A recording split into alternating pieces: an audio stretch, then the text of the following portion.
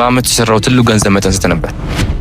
እሱ እስከ 5ም 6ም ልሰራ እችላለሁ። ይሄ እንግዲህ ፐርሰናል ጉዳይ ስለሆነ ዲስክሎዝ ለማድረግ ይከብዳል። ግን በተለያዩ አመቶች ቆንጆ ብሮች እንሰራባቸዋለሁ። አንዳንዴ ደግሞ የሚደክምበት ጊዜ አለ።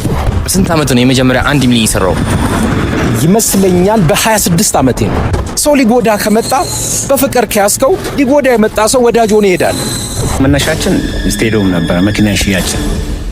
መኪና ሽያጭ ነበር የምሰራው። በቀን 3 ጊዜ ሰው ከበላና በአማካይ 3 ጊዜ ሲስተም ውስጥ የሚገባ ነገር ወይ ይገላል ወይ ያድናል። ሰላም ቤተሰቦች፣ ዛሬ የምንገኘው ብስራተ ገብርኤል ነው። ዛሬም እንደተለመደው ለእናንተ ስኬታማ የምንላቸውን ሰዎች ኢንተርቪው እናደርጋለን። ኑ አብራችሁን ቆዩ።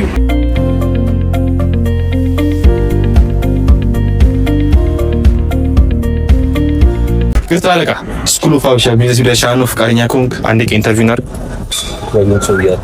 አለቃ ያው አንተን ኢንተርቪው እንድናደርግ ተጠይቀን ነው። ስኩል ኦፍ ፋሽን እንባላለን። ሄይ ጋይስ እንዴት ናችሁ? ሰላም ነው አለ። ዛሬ ከማን ጋር ነኝ? ደሱ አምቦ። በምን ስራ ነው ያለው? እኔ በኢንቨስትመንቱ አለው፣ በፕሮፌሽን ሎየር ነኝ። አርቱ ላይም አለው። የተለያዩ ስራዎች ላይ ተሳትፌ ነው ያለሁት። እንዴት ወደ ስራ ልገባሻች? ድሮ በምን ነበር የምትሰራው ስራ? እኔ መነሻ የህግ ባለሙያ ነበርኩኝ። ከዛ ነው የተነሳሁት። ኢንቨስትመንት ምን ላይ ነው ኢንቨስት የምታደርገው? አሁን አፓርትመንቶችና ፋክተሪ ላይ ኢንቨስት አደርጋለሁ። እንዴት ነው? አዋጪ ነው? ሁሉም ነገር አዋጪ ነው ተብሎ አይጀመርም። ገብተህበት ነው፣ አይተህ ነው፣ በቻሌንጅ ነው። በስንት አመት ነው የመጀመሪያ 1 ሚሊዮን የሰራው? ይመስለኛል በ26 አመቴ ነው። ምን ሰርተህ ነው እሱን 1 ሚሊዮን የሰራው? ኬዞች ነበሩኝ፣ 40 ፋይል ነበረኝ። ከነሱ የተከፈሉኝ ናቸው። ሎየር በነበርክበት ጊዜ ምን ነበር አስቸጋሪው ነገር? ሰው አምኖ ኬዙን ለመስጠት ከባድ ነበር። ሊያምንብ ይገባል። ወጣት ነበርኩ፣ ልጅም ነበርኩኝ። በፕሮፌሽኑ በወጣትነት እድሜን የተቀላቀልኩትኝ። ያኔ አምነውኝ ኬዝ መስጠት አስቸጋሪ ነበር። ራሴን ለማስተዋወቅ ዋጋ ከፍያለሁ። ራሴን ካስተዋወቅኩ በኋላ ተለምኜ ነው ስራ የሚሰጠኝ። ብዙ አይነት ነገሮች ላይ ኢንቨስት እንዳደረግ ነግረህናል። ኢንቨስትመንት በምታደርግበት ጊዜ ኪሳራ አጋጥሞ ያውቃል? ኪሳራ አንለውም፣ ውጣ ውረድ አለ፣ ቻሌንጅ አለ። እቺ ዓለም እኮ በቻሌንጅ ነው የተፈጠረችው። ተራራው፣ ገደሉ፣ ሸንተረሩ፣ ሁሉ ነገሩ። አሁን ስትሄድ እኮ እርምጃ ራሱ ቻሌንጅ ነው። ሁሉ ነገር የተፈጠረው በቻሌንጅ ነው።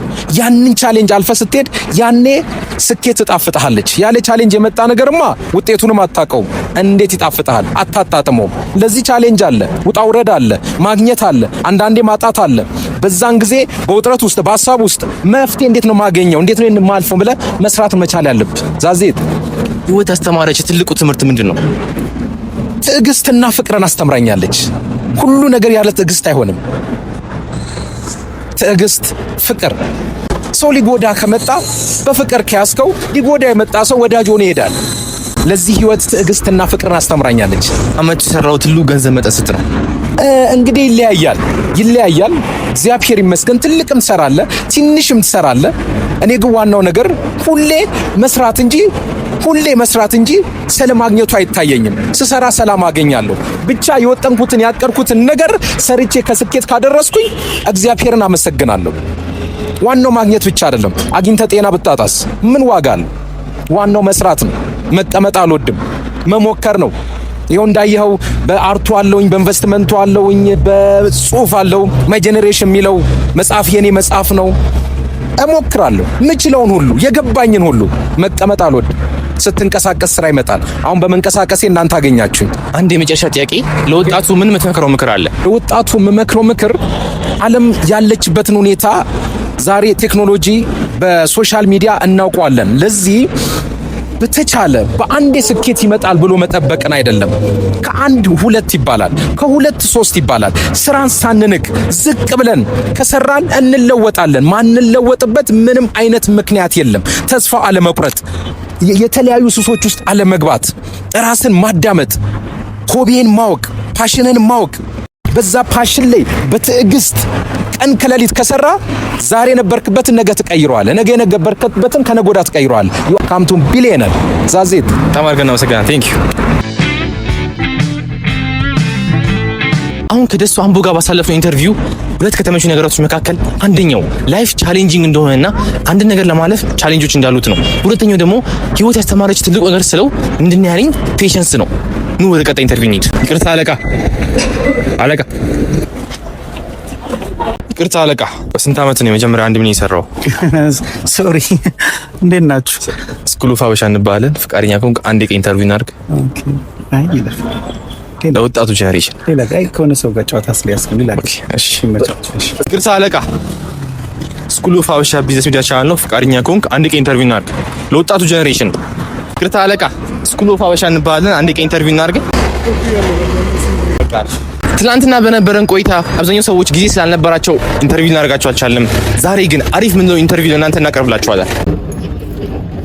ይቅርታ አለቃ። ሰላም ነኝ። ዛሬ ከማን ጋር ነኝ? ስሜ ጌታቸው በቀለ እባላለሁ። በምን ስራ ነኝ ያለው? በካር ሬንታል ላይ ነኝ ያለሁት። ዩኒክ የመኪና ክራይ የሚባል ድርጅት ነኝ ያለሁት። ይህንን ድርጅት ለመመስረት ምን አነሳሳ? እንግዲህ እኔ ያው ስንነሳ መነሻችን እኔ ቄራ ነው ያደግኩት። ከዛ ያው ስቴዲየም ሄደን መኪና እየሸጥኩኝ እየለወጥኩ ምናምን፣ በዛ መጨረሻ ላይ ወደ መኪና ክራይ ገባሁኝ ማለት ነው። ድሮ በምን ነበር የምትሰራው? መነሻችን ስቴዲየም ነበረ። መኪና ሽያጭ ነበር የምሰራው። ካር ሬንታሉ ምን ይባል ስም? ዩኒክ የመኪና ክራይ። ካፕታን ቤተሰብ ነው የወጣው? እነሱ ነበሩ፣ ግን እኔ ጋር አልደረሰኝም። እኔ ጋር ስደርስ ያው ደሃ ሆኜ ራሴን አገኘሁት። ከዜሮ የተነሳው ማለት ነው። ያኔ በምን ስራ ነበር የተነሳው? መጀመሪያ በመኪና ሽያጭ ስቴዲየም መኪና መግዛት መሸጥ። ያኔ ዝቅተኛ የምታገኘው ገቢ ስንት ነበር? አላቅም። ከሁለት መኪና እንኳን ቢሸጥ እስከ 12-13 ሺህ ምናምን በወር ሊገኝ ይችላል። ከመኪና ሽያጭ ላይ ከትርፉ ላይ ማለት ነው። ቢዝነስማን በምንሆንበት ጊዜ ምንድነው ከባዱ ነገር ታስባለህ? ያው ቻሌንጅ ያለው እንግዲህ ያኔ ስንሰራ የዛሬ 25 ዓመት ምናምን ነው ሽያጩን 24-25 ዓመት ሽያጩን ስሰራ ፀሐይ አለ። ስቴዲየም ቆመን ነው የሚሸጠው። እንደገና መኪና አሳዩን ስሉ ደግሞ በየሰፈሩ ሄደን አሳይተን አይገዙም። ከዛ ደግሞ ትመለሳለህ፣ ፀሐይ ላይ ትቆማለህ። ከዛ ትጠራለህ፣ እገዛለሁ ይላል አንዱ መጥቶ ለምስቴ ላሳይ ይላል። ያው ድካም አለው፣ ድካም በጣም አለ። በህይወት ውስጥ ትልቁ ትርፋማ የሆነ ኢንቨስትመንት ምንድነው ታስባለህ ያደረከው? እኔ ኢንቨስትመንት ብዬ የሚያስበው ገንዘብ ብቻ ሳይሆን ያው ቤተሰብ አፍርቼበታለሁ፣ ልጆች አፍርቼበታለሁ። አሁን ልጆቼ ውጪ ነው ያስተማርኳቸው ምናምን ውጪ ነው አሁንም ያሉት። ያው ከገንዘብ ይልቅ ያው ቤተሰብን አፍርቼበታለሁ። ቤተሰብ ዋናው። ስንት ዓመት ነው የመጀመሪያ 1 ሚሊዮን የሰራው? ስንት ዓመት ነበር 1 ሚሊዮን የሰራሁት? እንደው ከመኪና ሽያጭ ከወጣሁ በኋላ ከመኪና ክራይ ላይ እንግዲህ አላውቅም፣ የዛሬ 18-19። አሁን ስንት ዓመት ነው? እኔ አሁን 50 ልሞላኝ። በአመት የሰራው ትልቁ ገንዘብ መጠን ስንት ነበር? አይ እሱ እስከ 5-6 ልሰራ እችላለሁ። ያው በወር ባይመዘንም እስከዛ ልሰራ እችላለሁ። 6-5 ልሰራ እችላለሁ። በጣም አድርገን እናመሰግናለን። ቴንክ ዩ። ይቅርታ አለቃ፣ በህይወት ውስጥ ገንዘብ ቸግሮ ያውቃል? ነበር። ከስኩል ኦፍ ሀበሻ ቢዝነስ ሚዲያ ነበር የመጣ ነው። ፍቃደኛ ከሆንክ አንድ ቀን ኢንተርቪው እናድርግ ለወጣቱ ጀነሬሽን። ይቅርታ አለቃ፣ ከስኩል ኦፍ ሀበሻ ቢዝነስ ሚዲያ ቻናል ነበር። ፍቃደኛ ከሆንክ አንድ ቀን ኢንተርቪው እናድርግ።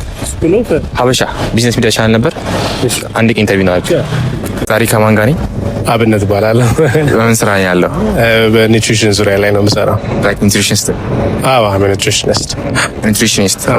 እንዴት ወደ ስራ ልገባ ቻልክ? እንግዲህ ብዙ አይነት ስራዎች ጉዳዮች ነበሩ። ይገርመሃል፣ መጀመሪያ አጋጣሚ ኢንትረስት ነበረኝ ድሮ። ከዛ ዩኒቨርሲቲ ስገባ ፉድ ሳይንስ ኒውትሪሽን የሚባል ዲፓርትመንት ገባሁኝ። በዛው ኢንትረስቱን ዴቨሎፕ አደረግኩኝ።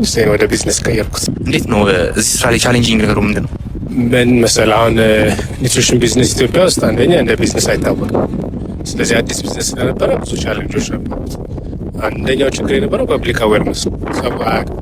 እና ያው ችግር ያለበት ሀገር ውስጥ ምግብ ችግር ያለበት ሀገር ውስጥ ኒውትሪሽን ምናምን ትላላችሁ እንዴ ነው የሚለው። እሱን አልፈን በተለይ እኔ ረጅም ጊዜ ነው የሰራሁት። 4-5 ዓመት ኒውትሪሽን ሬዲዮ ሾው ሰርቻለሁ በየሳምንቱ። እንደገና 2 ዓመት ተኩል ቲቪ ሾው ሰርቻለሁ ከኮቪድ በፊት። እና ኒውትሪሽን አዌርነሱን ክሬት ካደረግን በኋላ አሁን ደግሞ ያለው ቻሌንጅ እዛ ሴክተር ላይ ያለው ሚስ ኢንፎርሜሽን ነው። ሰው በጣም ብዙ ኢንፎርሜሽን ከነ ቲክቶኩ ከነ ምኑ ያገኛል እና እዛ የሚያገኘው ነገር ብዙ የተሳሳተ ነገር አለው እና ጤናውን የሚጎዳ እንዳለ አኗኗሩን የሚጎዳ ብዙ ችግሮች አሉ እና እነሱ ቻሌንጆች ናቸው። ሂውመን ሪሶርስ በጣም ችግር አለ። ስራውን ለመስራት ኩኪንግ አለን እኛ ለምሳሌ ኒውትሪሽንስ ምግብ አዘጋጅተን የተለያዩ ሰዎች ቁርስ ምሳ እራታቸውን ጠዋት ላይ ፒክ አድርገው እንዲወስዱ ወይም ደሊቨር እናደርጋለን። እሱን ቢዝነስ ስንሰራ ለምሳሌ ኒውትሪሽን ኩኪንግን የሚረዳ ሰው በጣም ችግር አለ እና ስልጥነን አስተምረን ምናምን ነው እንግዲህ ያው ኩክ እንዲያደርጉ የምናደርገው እና እነዚህ ቻሌንጆች አሉ። ሞር አዌርነሱን ክሬት ለማድረግ የኒውትሪሽንን ጥቅም አንዴ አጠር አድርገህ ነገር ኒውትሪሽን የምልህ ከማንኛውም አይነት ነገሮች አንጻር ስታየው ለሁሉም ሰው አስፈላጊ ነገር ነው። ለምሳሌ ስራ ለሚሰራ ሰው የሚበላው ምግብ ስራው ሞር ኢፌክቲቭሊ እንዲሰራ ያደርገዋል። ለተወለደ ህፃን ልጅ አስተዳደጉ ትክክል እንዲሆን፣ ለእናት ከሆነ እናትየዋ ጤናማ ሆና እንድትኖር፣ ለወጣቶች ከሆነ ደግሞ በትምህርታቸው፣ በስራቸው፣ በኢኖቬሽን በሚሰሩበት ነገር አይምሯቸው ብሩህ እንዲሆን ሁሉም ነገር እና ለታመሙ ሰዎች ስኳር፣ ደም ብዛት ላላቸው ሰዎች ደግሞ ሙሉ ጤንነታቸውን መልሰው እንዲያገኙ ለማድረግ። ስለዚህ ለሁሉም ሰው የተለያየ ጥቅም አለው ማለት ነው። አንድ ሁለት ብለህ የምትጠራው ነገር አይደለም። በቀን 3 ጊዜ ሰው ከበላና በአማካይ 3 ጊዜ ሲስተም ውስጥ የሚገባ ነገር ወይ ይገላል ወይ ያድናል። ስለዚህ የዛ ጥቅም የዛን ነገር መረዳት ማለት ነው። በዛ መልኩ ገልጿል። ህይወት አስተማረች ትልቁ ትምህርት ምንድን ነው? ትዕግስት ነው። ትዕግስት በጣም ትዕግስት ያስፈልጋል ህይወት ላይ በሁሉም አቅጣጫ ማለት ነው። በተለይ ታዳጊ ሀገር ውስጥ ስትኖር ያሰብከውን ነገር ያቀድከውን ነገር ለማሳካት በጣም ጊዜ ይወስዳል። ቻሌንጆች አሉ። የሰው መረዳት፣ የተለያዩ የኢኮኖሚ ችግሮች፣ የፖለቲካ የመሳሰሉ ችግሮች ታዳጊ ሀገሮች ውስጥ ኮመን ናቸው። ሌላም ሀገር ችግር አለ፣ እኛ ሀገር ግን ይበዛል። ያው ታዳጊ ሀገር ውስጥ ይበዛል እና በትዕግስትና በብልጠት ካላለፍከው ብዙ ቻሌንጆች ይኖራሉ ማለት ነው። ስንት ዓመት ነው የመጀመሪያ አንድ ሚሊዮን የሰራው? ሜይ ቢ 29 ላይ በአመት የሰራው ትልቁ ገንዘብ መጠን ስንት ነው? ይሄ እንግዲህ ፐርሰናል ጉዳይ ስለሆነ ዲስክሎዝ ለማድረግ ይከብዳል። ግን በተለያዩ አመቶች ቆንጆ ብሮች እንሰራባቸዋለሁ። አንዳንዴ ደግሞ የሚደክምበት ጊዜ አለ። በጣም አድርገን እናመሰግናለን። ቴንክ ዩ። የዛሬው ቪዲዮአችን ይህንን ይመስላል። ላይክ እና ሰብስክራይብ ማድረጋችሁን አትርሱ። በቀጣይ ጊዜ እስከምንገናኝ መልካም ነው።